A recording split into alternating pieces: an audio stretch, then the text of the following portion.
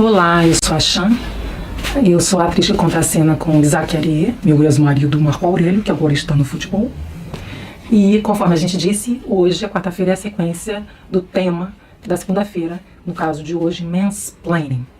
Sensação de vazio, fadiga, medo, depressão, fragilidade, bloqueio e falta de criatividade são sintomas cada vez mais frequentes entre as mulheres modernas, assoberbadas com o acúmulo de funções na família e na vida profissional.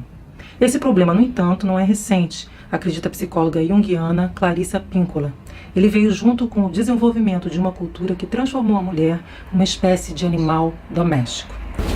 Este é um prefácio de um livro, um dos meus livros de cabeceira.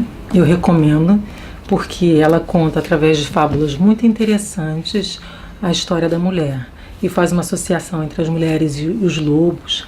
É um livro muito interessante, vale a pena ler. Mansplaining é uma palavra muito nova. A gente consegue entender esse conceito como algo, eu pelo menos, como algo decorrente de toda a evolução feminina. Se a gente pensar que no Brasil, até 1827, as mulheres não tinham direito à alfabetização. Quando a gente pensar que as mulheres, em outros tempos, tinham só a função de procriar, criar os filhos e cuidar do lar, a gente entende que esse termo cabe muito e faz sentido hoje em dia. Talvez, para mim, não de uma forma tão ofensiva como eu tenho visto algumas mulheres se levantando. Eu encaro com certo humor esse menosprezo indeterminado, claro, com determinados limites, eu encaro com um certo bom humor essa sensação, esse uso dessa palavra em relação a menosprezando a inteligência da mulher.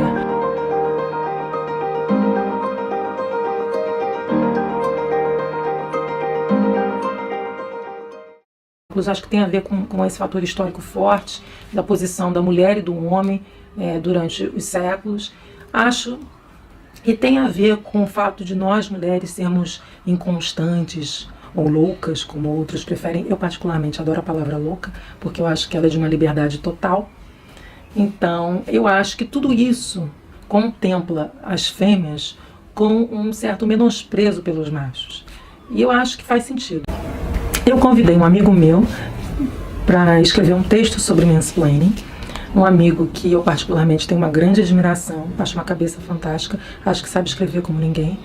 E além disso, eu acho que ele é uma pessoa que tem uma visão muito romântica e fé na humanidade. Então pessoas que são articuladas, sabem escrever, têm fé na humanidade, geralmente criam obras-primas. E eu considero esse texto dele um grande presente. E de manhã eu até estava pensando, eu acho que o Luiz Felipe merecia estar morto, porque a gente sabe que as pessoas mortas são muito mais valorizadas do que as vivas. Eu acho que ele merecia estar morto. Enfim, mas ele está, para o nosso benefício, ele está bem vivo, quicando e escrevendo e pensando.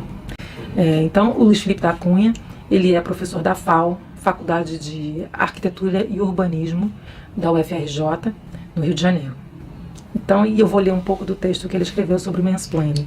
Eu vou ler um trecho, o resto desse texto vai estar em pedaços no nosso Instagram, do Deliciosas Maldades, e no nosso Facebook, do Deliciosas Maldades. Mansplaining. Realmente é muito azar que a minha colaboração comece justamente com essa palavra. É um azar contextual, por assim dizer. Veja, eu sou professor, isto é, um profissional da explicação. Se entendi o conceito mansplaining, ele diz respeito a um tipo de atitude, por assim dizer, condescendente, que tem um homem que, no alto do esplendor, splaining, de seu superior saber e capacidade cognitiva, se dirige a uma mulher em sua loura e burra inferioridade para explicar-lhe algo. Mais ou menos como eu fiz agora, neste parágrafo, para te expor o meu entendimento do conceito que você conhece melhor do que eu. Na verdade, Luiz, mansplaining é a junção da palavra man and explanation, que é a explicação. O Luiz colocou como splaining, de esplendor, porque ele é um romântico e, como tal, ele, claro, viu da melhor forma possível. Mas, infelizmente, a explicação é muito mais básica e ordinária. Ser condescendente e preciso para explicar coisas complexas como loura-burras de todos os sexos e origens sociais, econômicas e culturais a partir do esplendor do meu superior saber é justamente o meu trabalho. E eu detesto autocríticas. Mas essa parte do problema é só a ponta do iceberg. Veja, eu sou professor de filosofia da arte e por isso sei muito bem o que é uma palavra. Uma palavra é um tijolo mais fundamental dessa magnífica construção que é a cultura humana. Nós somos o que somos e como somos na linguagem. Nós não somos homo sapiens porque sabemos, mas porque dispomos das palavras para representar o nosso saber, para podermos pensar o nosso saber. Tanto nossa vida exterior, a vida social, depende da palavra, quanto a nossa vida interior, pensamos com palavras. Mas também destruímos. Nenhuma arma é tão letal quanto a palavra. Homens conduzem armas, palavras conduzem homens. Homens conduzem armas, palavras conduzem homens. Mansplaining é uma palavra desse último tipo. Trata-se de uma palavra-arma. E com as armas, reza a prudência, que se tenha cautela. Uma palavra-conceito que representa um certo padrão de comportamento é um objeto moral, e objetos dessa natureza sempre estão associados a qualidades que oscilam entre o bem e o mal, entre o aceitável e o inaceitável. E o inaceitável é, por natureza, o que deve ser excluído. De um ponto de vista socioantropológico, uma palavra assim designa um tabu.